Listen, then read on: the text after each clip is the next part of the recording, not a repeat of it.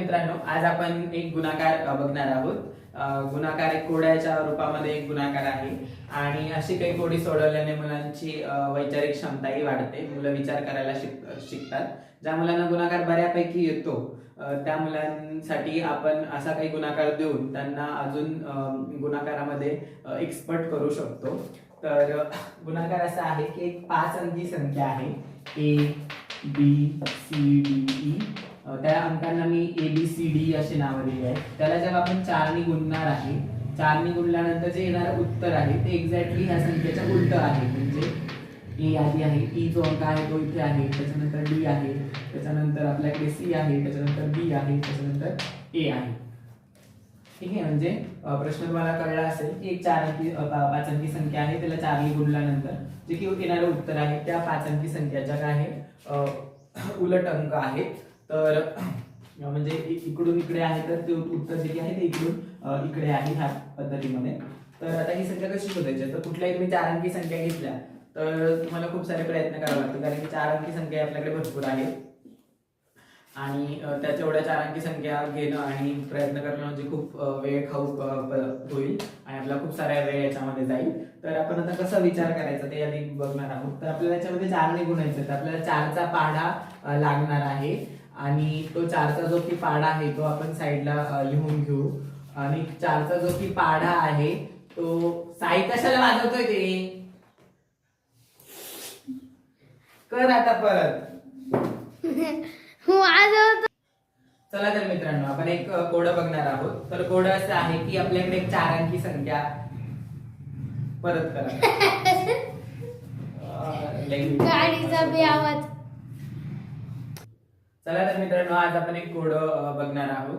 तर कोडं असं आहे की एक 5 अंकी संख्या आपल्याकडे आहे आणि तिला 4 ने गुणल्यानंतर जे की येणारं उत्तर आहे त्या 5 अंकी संख्यांमध्ये जे अंक आहेत त्याच्या एक्झॅक्टली उलट अंक आपल्याला घ्यायचे आहेत. म्हणजे ती 5 अंकी संख्या ABCDE आहे आणि त्याचं उलट उत्तर आपल्याला मिळणार आहे. म्हणजे इथला जो अंक आहे तो इथे मिळणार आहे, D इथे मिळणार आहे, C इथे मिळणार आहे, B इथे मिळणार आहे, A इथे. त्याच्या ह्या संख्येच्या उलट संख्या आपल्याला उत्तरामध्ये मिळणार आहे. तर अशा पद्धतीच्या प्रश्नांमध्ये कसा विचार करायचा किंवा ह्या अशा प्रश्नांमधून मुलं विचार करायला किंवा लॉजिक लावायला कसं शिकतात ते आपण बघणार आहोत. ज्या मुलांना गुणाकार खूप चांगल्या पद्धतीने येतो तर त्यांना अशा पद्धतीचा गुणाकार देऊन तुम्ही अजून गुणाकारामध्ये एक्सपर्ट करू शकता. तर बघा, आता आपल्याला याच्यामध्ये 4 ने गुणायचं आहे, त्याच्यामुळे आपल्याला 4चा पाढा लागणार आहे. त्यामुळे तो मी एका साईडला लिहून घेतो.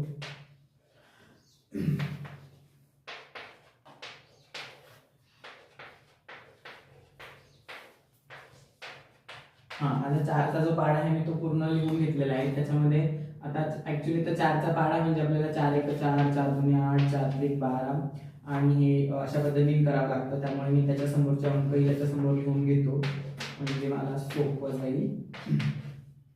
तर बघा, समजा मी इथे ह्या संख्या आहेत त्यापैकीच मला ह्या 5 संख्या घ्यायच्या आहेत. हा ऍक्च्युली 4चा पाढा आहे, कारण की आपण गुणाकार करणार आहोत. आपल्याला हा डायरेक्ट गुणाकार म्हणजे 4चा पाढा तिथे लिहायचा नाही आहे.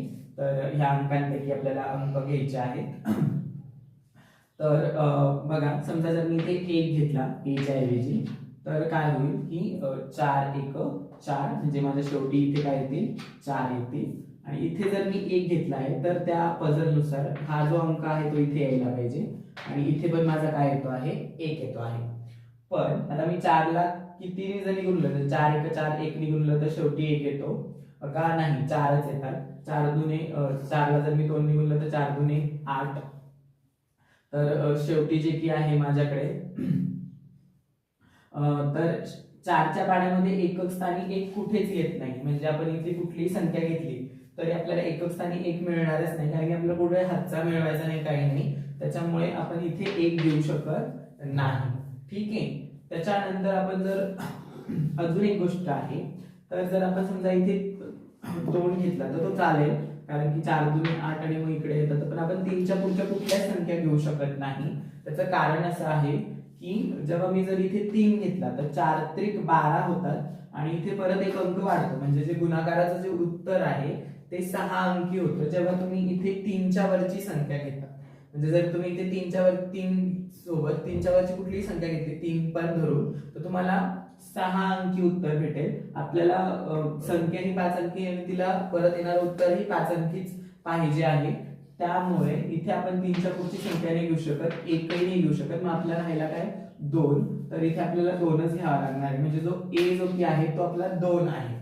आता मी हे कसं फिक्स केलं म्हणजे गणितामध्ये तुम्ही काही गोष्टी जर पक्क्या करत गेले तर तुम्ही उत्तरापर्यंत लवकर पोहोचता. तुम्ही जर अशा कुठल्याही संख्या घेत गेले तर मग तुम्ही उत्तरापर्यंत पोहोचणार नाही. त्याच्यामुळे आपल्याला काय करू शकतो आणि काय नाही करू शकतो हे करायची सवय मुलांना या अशा प्रश्नांमधनं लागते. तर आता तुम्हाला मी दोन्हीची कारणं सांगितली की आपण 1 का नाही घेऊ शकत आणि 3च्या वरची संख्या का नाही घेऊ शकत. तर 1 का नाही घेऊ शकत, जर आपण इथे 1 घेतला तर आपल्याला उत्तरातही शेवटी 1 घ्यावा लागतो आणि 4च्या पाड्यामध्ये शेवटी 1 येत नाही.